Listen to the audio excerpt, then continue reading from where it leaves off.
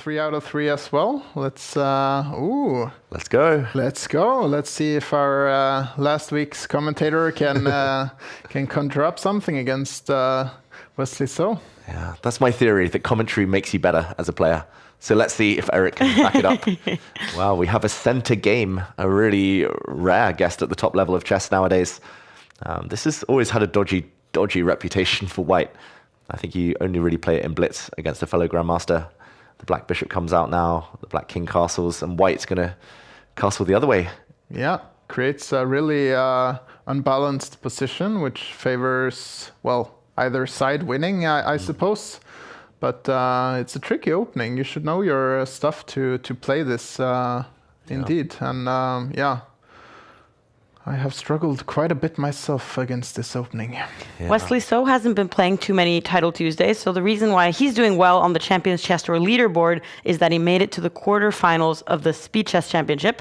He's only gotten a single point this split from Title Tuesday, so I feel like he's expecting more of himself. He needs to start racking up some points to qualify for the Global Chess.com Championship and to actually get his name up there.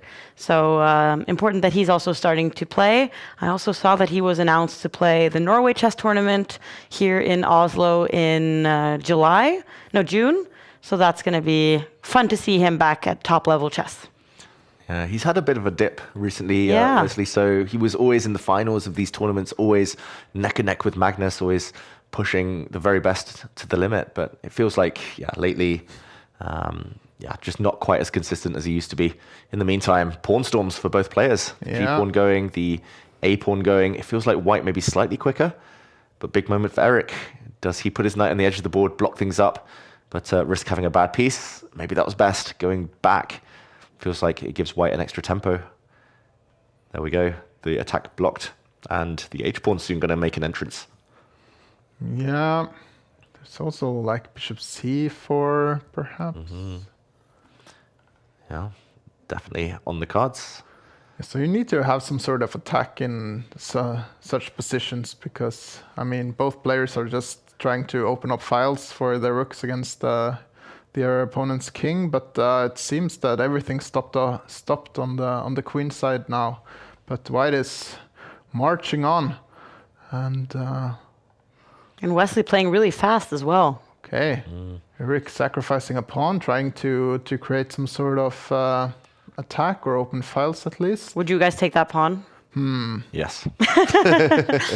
I would be reluctant to, but but if you don't, then b4 either way will break up the white king. So. Yeah, Jon Christian and I, we play chess in very different ways. I take pawns, you give pawns.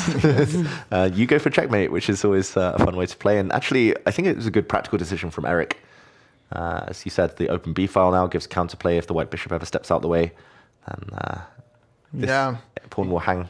You get some leeway in blitz as well. I mean, you can take much more risk in blitz than you can in classical, for example, because the opponent doesn't have time to find the precise way to counter. That's true. And also it's such a huge advantage to have some kind of plan, some kind of like idea of, I'm going to make these moves in the next upcoming moves, because you have so little time. So just having any kind of plan, any way forward is a huge advantage. Oh, whoa. Sacrifice from Eric Hansen. Wow. It's a fantastic move. He gives up the exchange just to blow open the b file. Exchange and a pawn down. So giving up a rook for bishop there. And it seems to be correct as well. Yeah. And if the other knight... Bishop c4 now, yeah. Wow, it's true. Oh, no, it's a blunder, but that knight looks trapped. That's the most natural move. Okay, maybe it's just mated. Wow. Wesley just ignoring everything that's going on and the chaos on the left side of the board. Eric went the wrong way to try and attack that knight. I think he needed to use that square for his own knight. Right. But, suddenly it's just checkmate if he moves his pawn forward, the kiss of death. So if he just lets everything be, if he takes the knight, then white takes on g7, I suppose. And there are tactics in the air there, like takes h7 ideas. Exactly. White queen can come across. Yeah. White still has 2 rooks, so you can sacrifice the one and still, mate with the other. Exactly. Oh dear, that's so typical of these types of positions. Just one move, either direction, and it all falls apart. Still not obvious, though. Okay, Eric drops his knight back. There we go. The white queen now sits on the H-file. That is the real killer. Okay, so knight f8. There is no mate. Nice. Right? Yeah, I think it was it Larsen who said that? Bent Larsen, knight and f8. Looks like a good way to defend a pawn. But white's still up material for now. And up so much on time as well, which is becoming a factor. Yes, but there is a knight hanging on b5, so... True.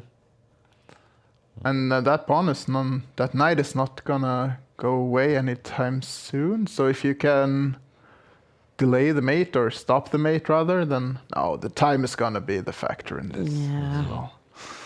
Yeah, it has been for Eric multiple times lately. He's played a few Titled Tuesdays and always seems to be a bit low on the clock. Here we go. Queen takes pawn. He's going to try that knight f8 idea. Yeah, it's the only way. But now all white needs is something on this diagonal. Maybe a bishop. Or maybe a pawn. Maybe knight d5. Knight d5. Go to the center and open up the diagonal for the bishop. Looks good. Black will have to take that knight and hope to put something on that diagonal. Plug the dark squares. Yeah, maybe that works. Not easy, though. How do we continue, though, with white here? Oh. Ooh. Bar drops, but he does get his knight out the way. He's going for this checkmate. Okay, so queen takes b5. Okay. Ooh. Good move. Good move, indeed. Kicking away the queen first. How much do you guys think Wesley is looking at his opponent's clock right now and kind of thinking, quite a bit. I don't need to necessarily checkmate him immediately if I can just survive for a bit? I've played Wesley many times in Classical, and even in Classical, he's always looking at my clock. Yeah. And here, Eric hits... Ooh, maybe there was a chance. Maybe he should have taken that back with a pawn. But he's in big trouble, Eric Hansen. Okay, so plug with 95, only... But Eric does have 40 seconds, and he does have a lot of pieces heading kind of towards Wesley's king. So I wouldn't feel totally comfortable if I was Wesley. And he is, for the first time in a little while now, spending some time. He's fighting really well, fighting hard, Eric Hansen. The black queen stops white's pawn avalanche there. How to continue the attack? He offers a queen exchange. That's classic Wesley. So loves to transform any attacks into long-term advantages. Yeah, and makes Eric spend a lot of time as well. He has so little time, he cannot spend 12 seconds on a position like this. Yeah, and that black queen looks almost trapped. Only a couple of squares to hide, to run away to. Feels like there's some sacrifices here as well, like with one rook replacing the other. Not sure they work. He attacks the bishop first. That's a nice way to ensure the white king doesn't get mated on the back rank. Yeah, no need to do anything too drastic here for Wesley. He just needs to keep the game going until Eric loses some time. Oh, and Sina Movahed, he's doing very well. Speaking of not doing anything too drastic, there he goes. Yeah, that's going to be a checkmating attack. If the black knight moves, there's checkmate in the corner. And now there's going to be a... Oh, wait, I was going to say... I was looking at this variation earlier, but the black bishop is covering a check. And Eric runs out of time, or no, resigns.